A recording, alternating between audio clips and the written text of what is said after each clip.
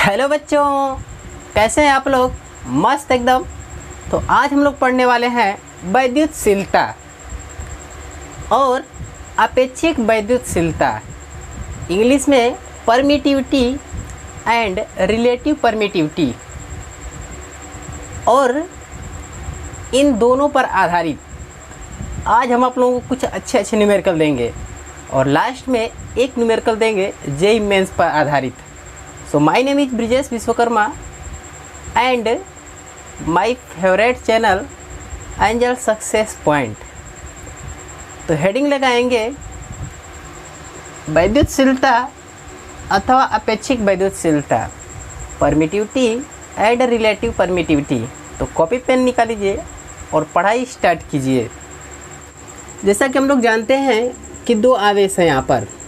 अगर दो आवेश हैं, एक है Q1 और दूसरा है Q2, इनके बीच की दूरी स्मॉल r है, तो कूलाम के नियम से क्या जानते हैं, F इक्वल टू इन दोनों के बीच लगने वाला बल 1/4 pi epsilon naught Q1 Q2 upon r square. अब इस इक्वेशन से हमें मिलेगा क्या? जो इन दोनों के बीच बल लग रहा है वो व्युत्क्रमानुपाती है किसके? एप्सिलॉन 0 एप्सिलॉन नॉट के व्युत्क्रमानुपाती है। इसका मतलब क्या हुआ? देखिए, एप्सिलॉन नॉट का मान अगर बढ़ाएंगे तो उनके बीच लगने वाला बल घटेगा। यहाँ पे लिख लेते हैं, यदि एप्सिलॉन नॉट का मान बढ़ रहा है, ऊपर की ओर लगाएंगे 3 तो बढ़ रहा है, तो F इनके बीच जो बल लग रहा है वो क्या होगा? घटेगा। और यदि एप्सिलॉन नॉट का मान घटेगा तो उनके बीच लगने वाला बल क्या होगा? बढ़ेगा। यह यहाँ से हम लोगों को डिस्कशन मिल रहा है।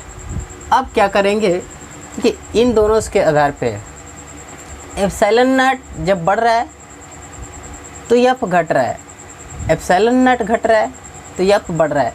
और एप्सिलॉन नॉट है क्या? एप्सिलॉन नॉट क्या है? निर्वात की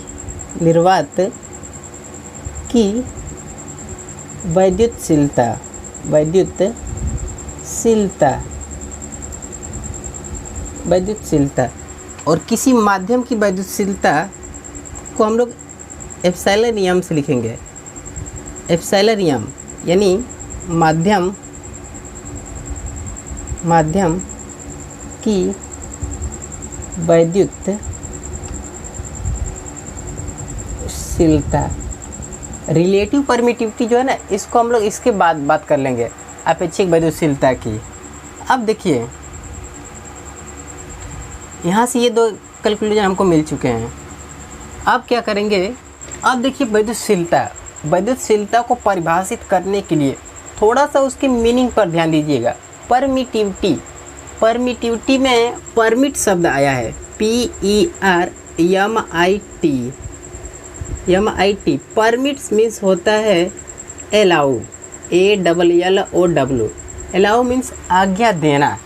परमिटिविटी जो है किसी भी माध्यम की निकाली जाती है। और इसको डिफाइन कैसे करेंगे हम लोग, इसको परिभाषित कैसे करेंगे? तो यहाँ से परमिट मीन्स आज्ञा देना। देखिए, वैद्युतशीलता का मान जैसे ही बढ़ रहा है तो यह का मान क्या हो रहा है? घट रहा है। यानी वैद्युतशीलता को हम लोग इस प्रकार से डिफाइन कर सकते हैं, परिभाषित कर सकते हैं कि किसी माध्यम की वैद्युतशीलता वह अपने माध्यम को अलाउ करता है कि वह इन दोनों आवेशों के बीच लगने वाले बल के मान को डिक्रीज कर दे, यानी कम कर दे। अब देखिए, इसको लिख लेते हैं, परिभाषा को लिख लेते हैं, इसको मिटा दें। चलिए, परिभाषा।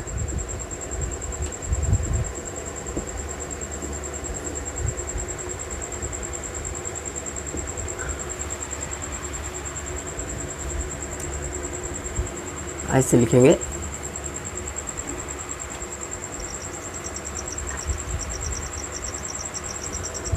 माध्यम की वैद्युत संवेदनशीलता।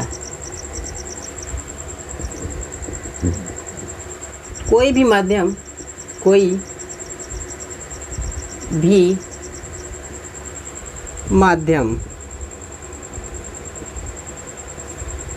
माध्यम में ले सकते हैं आप जल, कागज, तेल, कुछ भी। कोई भी माध्यम जैसे जल, कागज, तेल अपने खुद के वैद्युत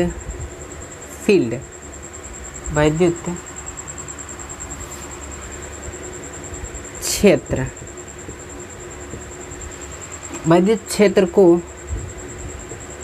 आज्ञा देता है कि वह आवेशों के बीच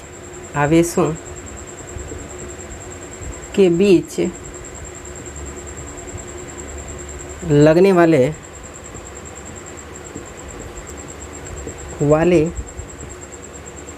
बल को डिक्रीज कर दे, कम कर दे। यहाँ से हम लोग निकाल सकते हैं। केवल आपको याद क्या करना है, ये रिलेशन याद करना है। हाँ, एक बताओ कि किस माध्यम में जो एप्सिलॉन नॉट का मान होता है वो अधिकतम होता है। अगर एप्सिलॉन नॉट का मान कम होगा तो उनके बीच लगने वाला बल क्या होगा, अधिकतम होगा।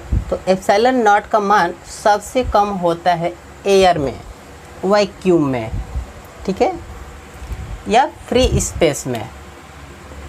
तो यहाँ पे लिख लेंगे एप्सिलॉन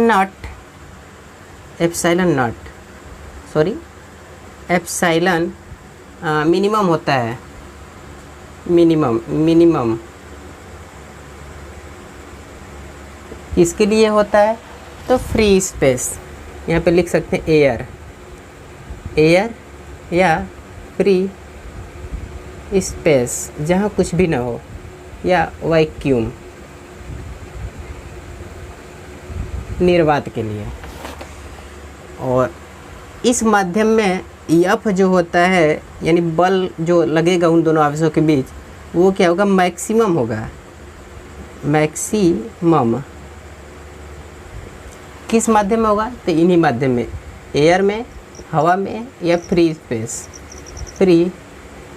स्पेस या वैक्यूम, VACCUME, या निर्वात में। ये था हम लोगों का कंडीशन। अब हम लोग डिस्कस करेंगे रिलेटिव परमिटिविटी। देखिए, रिलेटिव परमिटिविटी की जो खोज हुई थी वह बताता है कि किसी माध्यम का, यहाँ पे लिख देखिए, किसी माध्यम का वैद्युतशीलता, किसी माध्यम की वैद्युतशीलता निर्वात की वैद्युतशीलता से कितनी गुनी होती है, और इसका एक रिलेशन होता है, epsilon R relative permittivity equal to epsilon M upon epsilon 0। यह एक संबंध होता है, ठीक है ना। इसको हम लोग देखेंगे यहाँ पे। चलिए इसको मिटा दें, ठीक है, नोट्स कर लीजिए। ओके, चलिए अब बात कर लेते हैं अपेक्षिक वैद्युतशीलता। किसकी बात करेंगे, अपेक्षिक वैद्युतशीलता,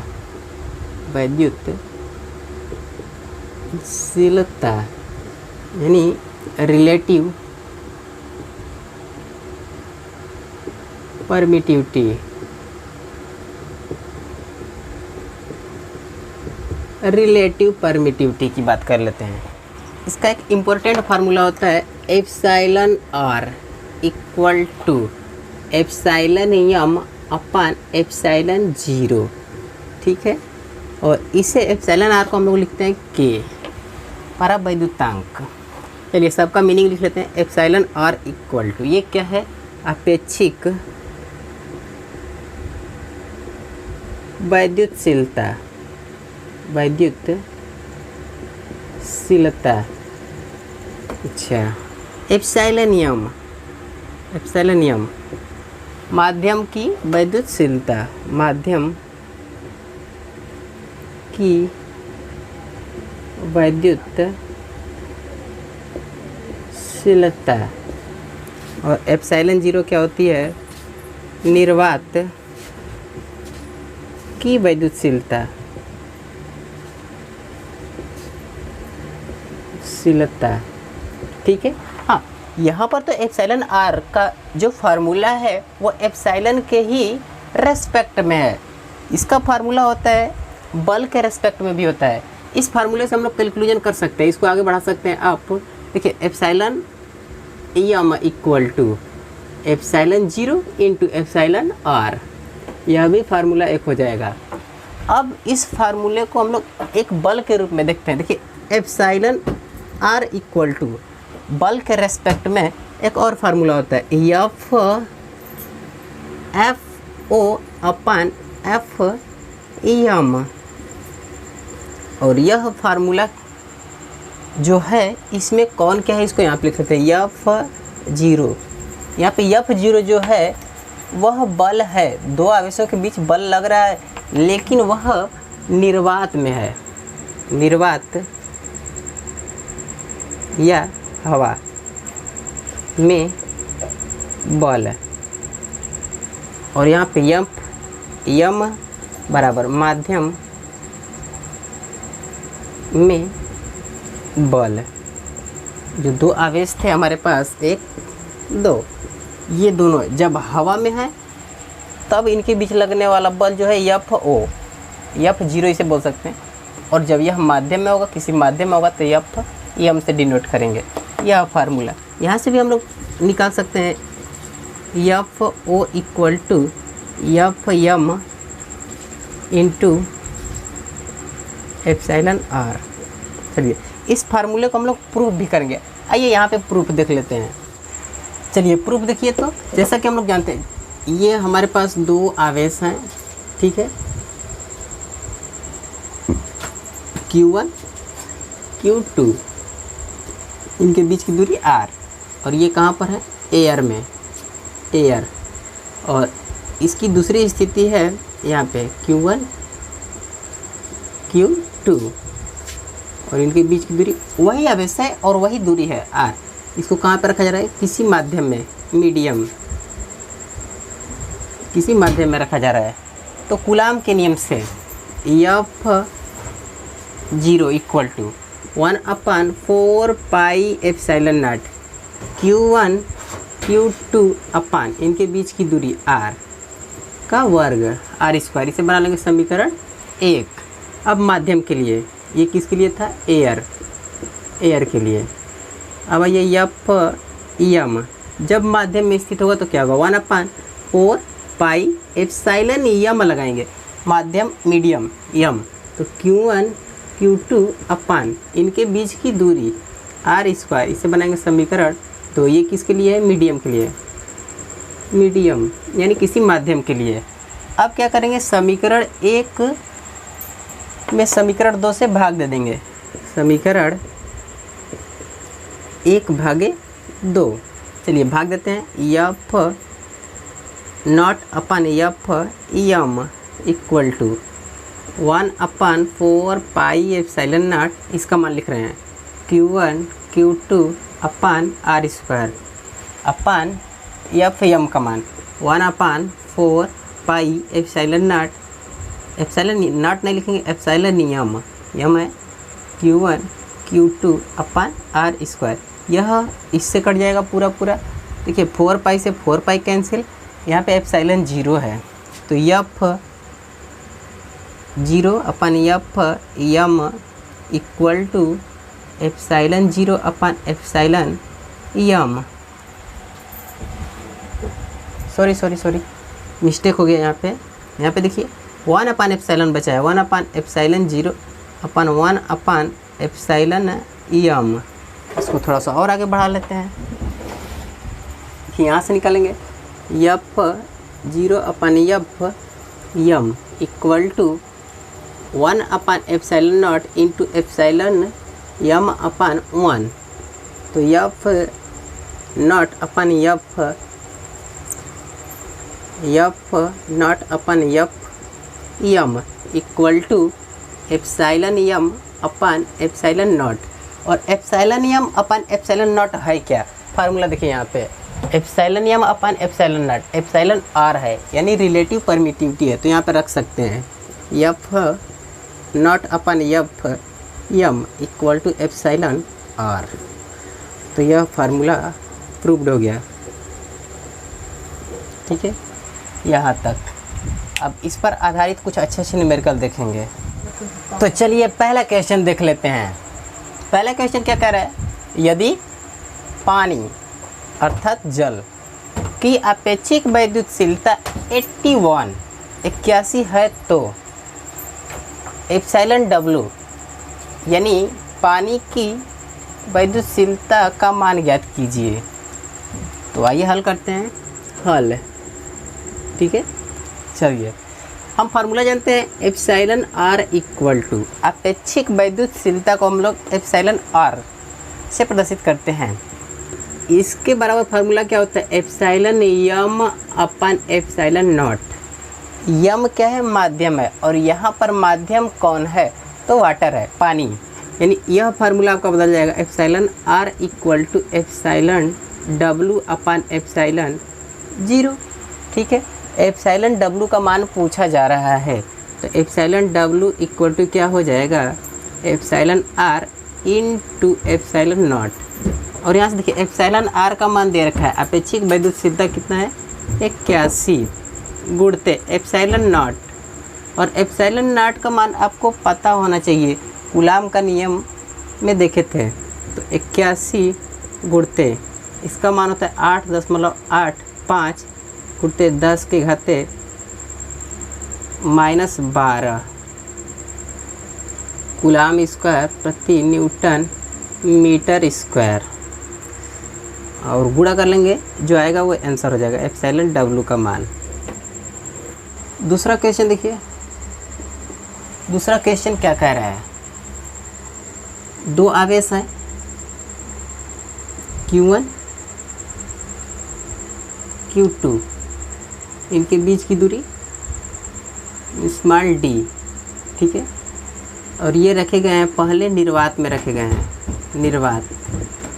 निर्वात में रखे गए हैं। जब ये निर्वात में थे तो इनके बीच लगने वाला बल F है, और जब इसको इस सिस्टम को किसी लिक्विड में रखा गया, किस में रखा गया, लिक्विड में यानी माध्यम में रखा गया, इनके बीच की दूरी वही है d ही है, इनके बीच की दूरी d, और ये कहाँ पे रखे गए हैं, माध्यम में, माध्यम यानी लिक्विड है, लिक्विड। जब इनको लिक्विड में रखा गया तो इनके बीच लगने वाला बल जो है वो F अपान 4 हो गया है। तो ज्ञात करना है एप्सिलॉन आर यानी अपेक्षिक वैद्युतशीलता का मान ज्ञात करना है। चलिए इसका मान ज्ञात कर लेते हैं, हल करते हैं। हल, हम लोग फार्मूला जानते हैं एप्सिलॉन आर इक्वल टू अपेक्षिक वैद्युतशीलता, बल यहाँ पे दिया गया तो बल के रेस्पेक्ट का फार्मूला लगाएंगे। क्या होता है फार्मूला, F 0 अपान F यम। चलिए F O यानी निर्वात में जो बल लग रहा है उसका मान कितना है, F, तो F बटे माध्यम में कितना बल लग रहा है, F अपान 4, F अपान 4, ये कितना हो जाएगा, F अपान 1 इंटू 4 अपान F से F कैंसिल, ये कितना आ गया 4, यानी एप्सिलॉन आर का मान कितना आ गया 4। तो ये रिलेटिव परमिटिविटी कितनी है, 4। यही आपका आंसर हो जाएगा। तो इसे नोट कर लीजिए और अगले क्वेश्चन की तरफ बढ़ते हैं। तीसरा क्वेश्चन देखते हैं। चलिए तीसरा क्वेश्चन भी यहीं पे देख लेते हैं क्या कह रहा है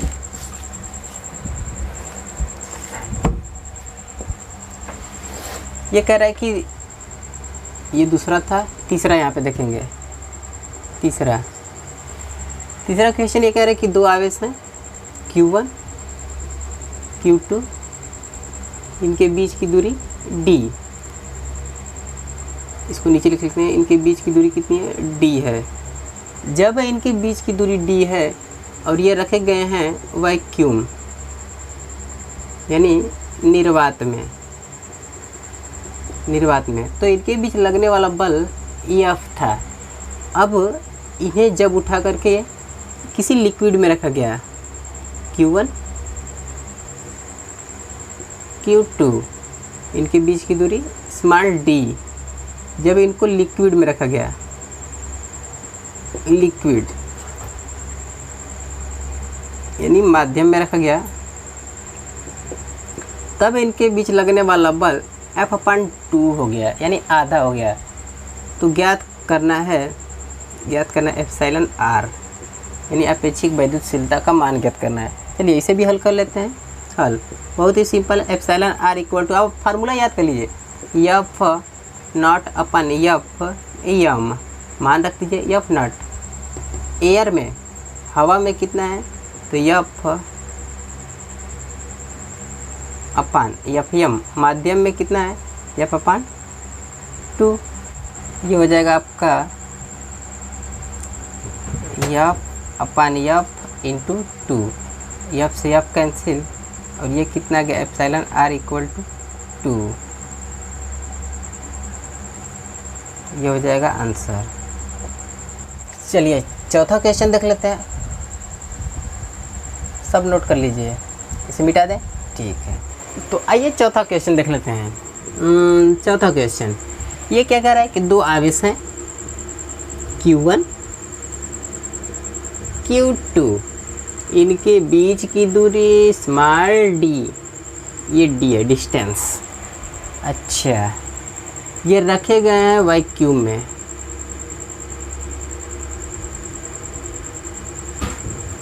वैक्यूम यानी निर्वात में है। जब ये निर्वात में है तो इनके बीच लगने वाला बल F है। अब इन्हें लिक्विड में रखा जा रहा है Q1 Q2, लेकिन जब लिक्विड में रखा जा रहा है तो उनके बीच की दूरी आधी कर दी जा रही है और उनके बीच लगने वाला बल F/2 आधा हो जा रहा है।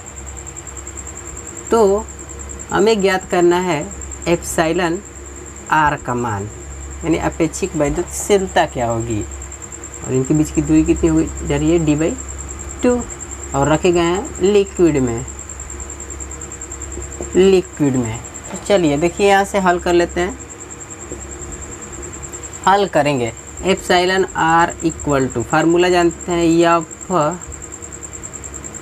F0/Fm, और इसका मान रखेंगे, देखिए FO 1/4 pi epsilon naught Q1 Q2 upon इनके बीच की दूरी d स्क्वायर, ठीक है, और बटा में कर लेंगे Fm 1/4 पाई एप्सिलॉन m रखेंगे, क्योंकि ये माध्यम है, लिक्विड जो है माध्यम है।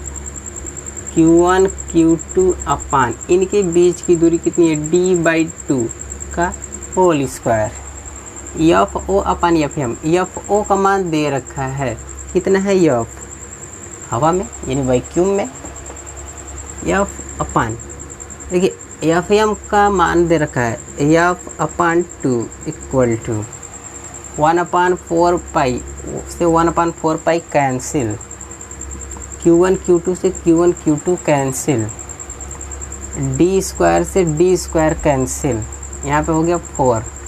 हल कर लेते हैं इसको, देखिए 1/एप्सिलॉन नॉट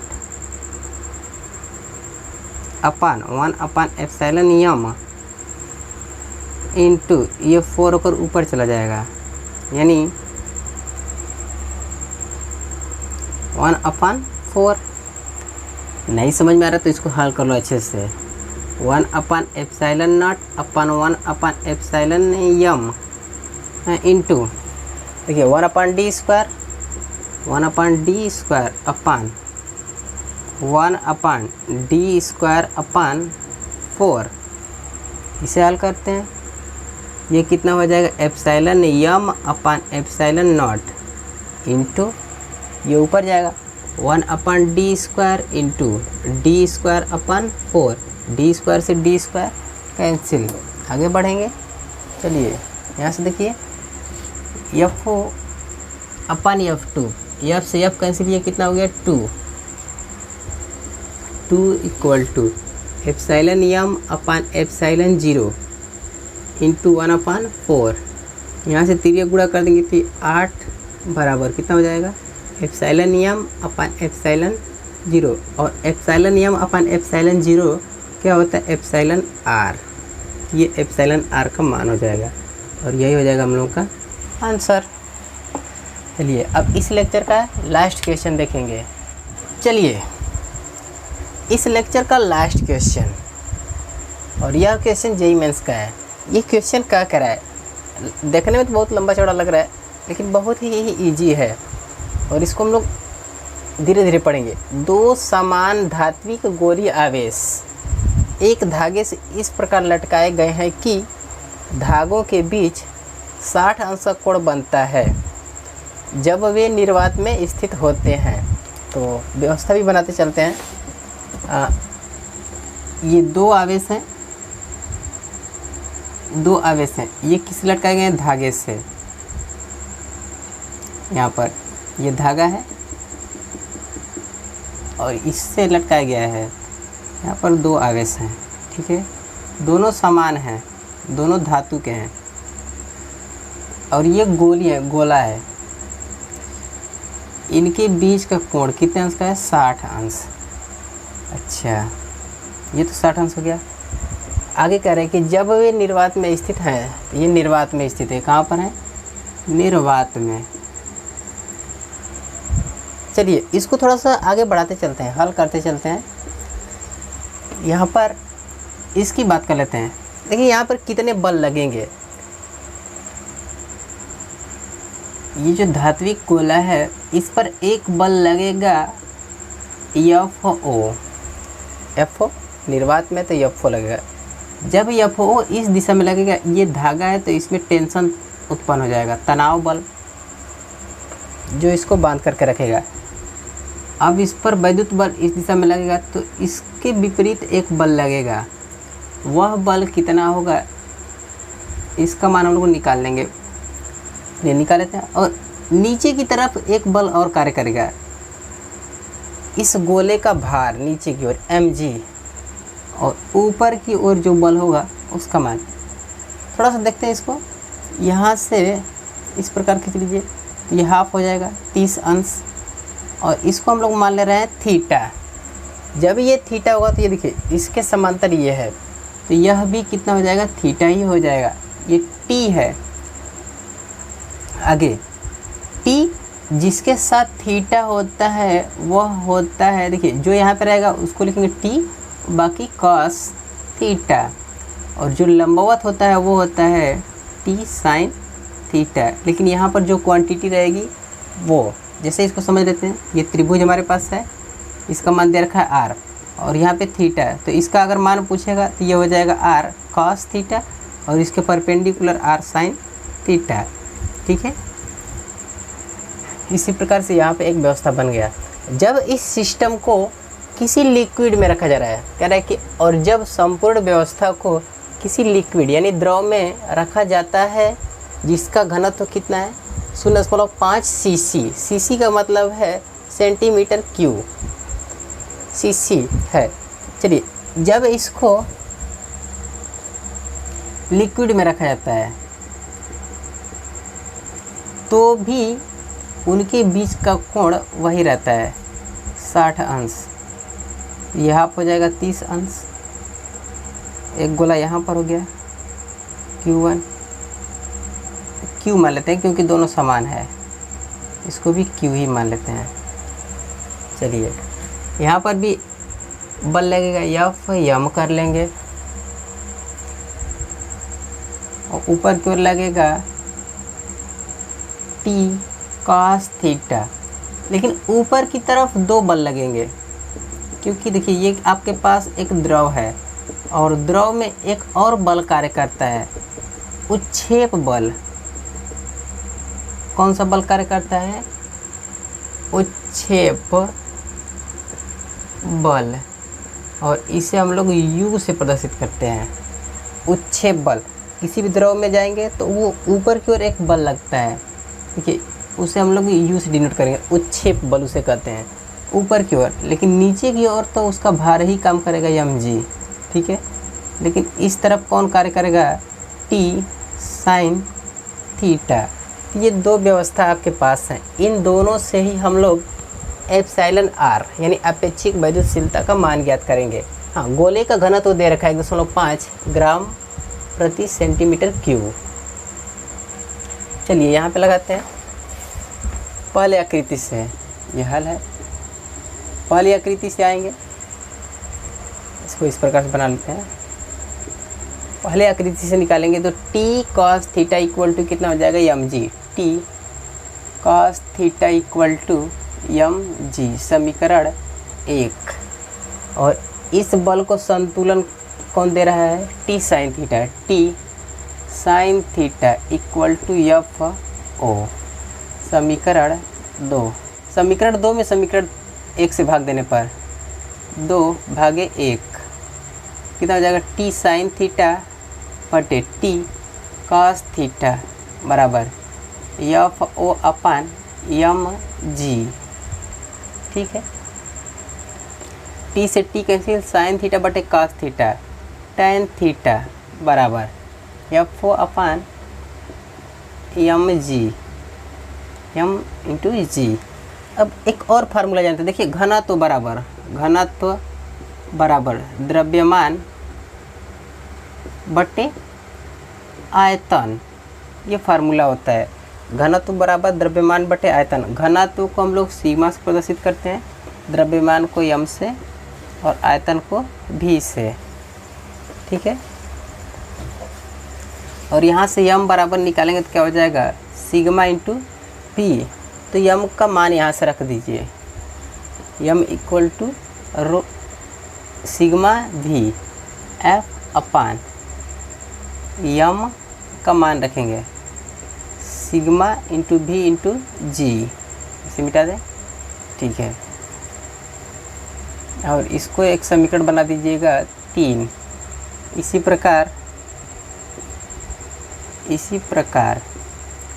इस फिगर से, दूसरे वाले फिगर से देखिएगा, यहाँ से क्या हो जाएगा? टी कॉस थीटा प्लस एक और बल लग रहा है ऊपर की ओर, उच्छेप बल U इक्वल टू कितना हो जाएगा? m into G, M G. यहाँ से T cos theta equal to M G minus U. चलिए एम जी एम का मान रख देंगे सिग्मा इंटू भी, तो सिग्मा भी इंटू जी माइनस उच्छेप बल का फार्मूला होता है भी रो जी। यहाँ पे लिख लेंगे कोष्टक में U इक्वल टू भी रो जी, ये रो होता है इस प्रकार से। और रो क्या होता है? लिक्विड का घनत्व,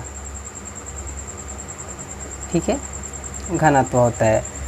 यहाँ से इसको हल करेंगे थोड़ा सा, देखिए यहाँ से कुछ कॉमन हो जाएगा, v इंटू जी कॉमन कर लेंगे तो बचेगा कितना? सिग्मा माइनस रो। इसे बना लेंगे समीकरण 4। और इस बल को तो ये संतुलित कर दिया है। T sine theta equal to कितना हो जाएगा? F M. T sine theta equal to F M, इसे बनाएंगे समीकरण 5। देखिए टी कॉस थीटा और T sine theta, T sine theta में टी कॉस थीटा से भाग दे देंगे, यानी समीकरण 5 में समीकरण 4 से भाग देने पर, समीकरण 5 में समीकरण 4 से भाग देंगे तो टी साइन थीटा बटे टी कॉस थीटा बराबर कितना हो जाएगा? एफ एम एफ एम अपान टी कॉस थीटा का मान एम जी, नहीं टी कॉस थीटा का मान यहाँ तक, तो भी जी कोष्टक में सिग्मा माइनस रो, इसे बनाएंगे समीकरण 6। यहाँ तक हो गया। अब क्या करेंगे, देखिए tan थीटा का मान समीकरण 3 में भी है, और यहाँ से हल करेंगे तो t से t कैंसिल हो जाएगा, और साइन थीटा बटे कॉस थीटा tan थीटा हो जाएगा, तो यहाँ से भी हम लोग निकाल लेंगे। तो यहाँ से भी हम लोग कुछ निकालेंगे, कुछ कंक्लूजन निकालेंगे। चलिए इसको मिटा दें, फिगर को अब मिटा दें। फिगर आप लोगों को समझ में आ गया।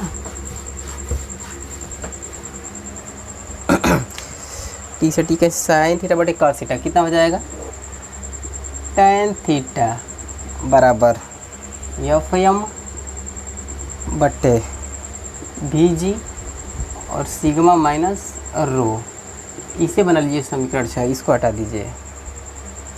ठीक है, समीकरण 3 तथा 6 से देखिए दोनों tan थीटा के ही मान हैं, तो दोनों को बराबर कर देंगे। एफ यहाँ पे एफ 0 लिख लेंगे, एफ 0 अपान सिग्मा भी into g equal to F m upon भी जी सिग्मा माइनस रो, भी जी से भी जी कैंसिल, और यहाँ से देखिए निकालेंगे हम लोग F O upon F m, F O upon F M equal to, ये ऊपर चला जाएगा sigma upon sigma minus rho, F O upon F m क्या होता है एप्सिलॉन आर, सिग्मा का मान निकालेंगे।